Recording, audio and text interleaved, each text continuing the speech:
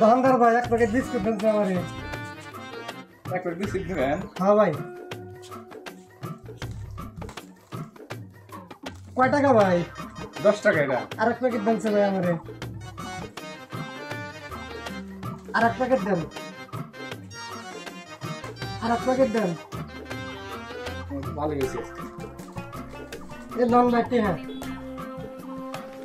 এ তুই না আমার 10 টাকা দিলি। কয় টাকা হয়েছে ভাই?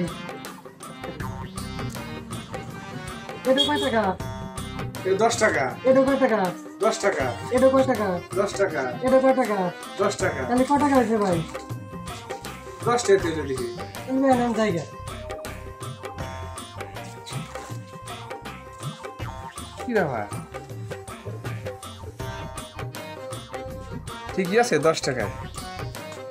এই জন্য তো প্রত্যেক বছর বছর জমি বেছে না দোকানে তুলি, দোকান খালি উন্নতি হয়।